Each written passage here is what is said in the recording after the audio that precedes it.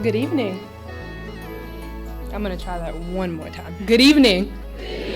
Thank you. My name is Hanna Tall. I am U.S. Program Manager with a nonprofit called Move This World, a global nonprofit working to train educators and youth development professionals to incorporate social emotional learning in their classrooms to create safer school spaces. I want you guys to take a second to think about the emotional backpack or suitcase that you walked into City Neighbors with today. What's in that suitcase? Is it worries about what's happening at home? Is the suitcase full of you thinking about what emails are in your inbox waiting for you right now? Is the suitcase full of you thinking about words left unsaid between you and a loved one? Now just look at someone around you in the eye, and I want you to think about what could possibly be in their emotional suitcase. By looking at them, it's really hard to know what's in someone else's emotional suitcase, but often we're told to leave our suitcase at the door. We're taught to check our emotions at the door, but the reality is that we can't just leave our suitcase behind. We bring our emotional suitcase with us everywhere we go. And so that really drives my belief that we're bringing our suitcase into our schools, and so are our students.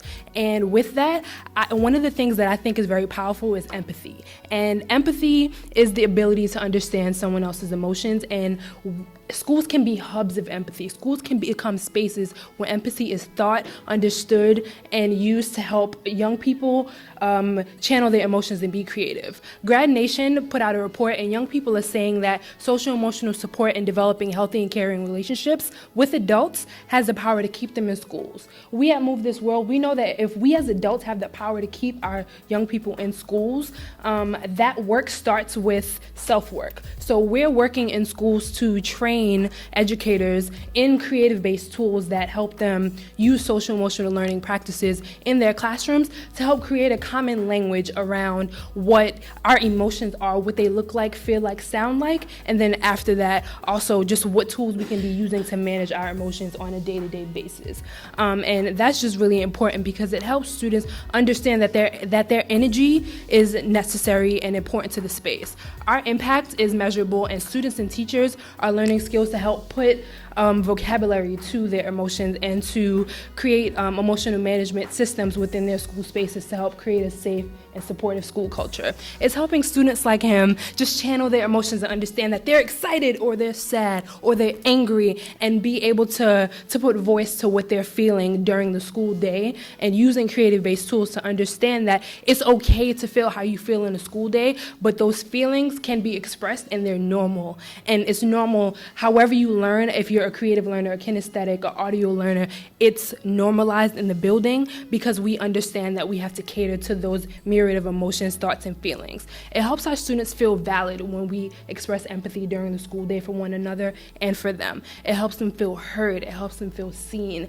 And I think that empathy is one thing that can also just help us create community. It helps us understand that we can come into a school space and know that we can walk in with our suitcase, and our suitcase is seen, our suitcase is acknowledged, and our suitcase can be unpacked together.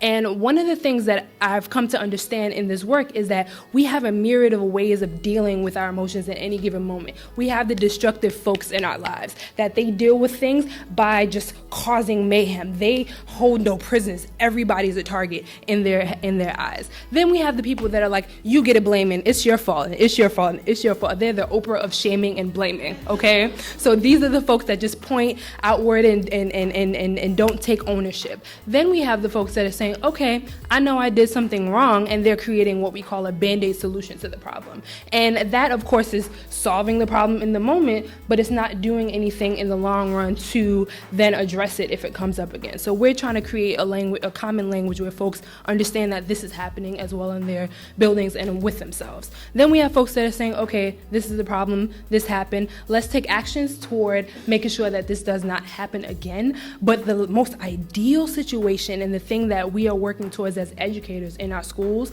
is creating champions of empathy, creating champions of of compassion and of folks that want to transform experiences into positive opportunities. So my call to action and my ask for you is to bring empathy to your schools. We at Move This World, we imagine a day where all schools are safe environments for our students, where emotional well-being and healthy self-expression are valued and integrated aspects of learning. It's not optional to be empathetic. It is not optional to understand and prioritize social emotional well-being. We need to teach our students to be empathetic. We can't afford to wait any longer. So join me in the empathy revolution and prioritize well-being and education in your schools. Thank you.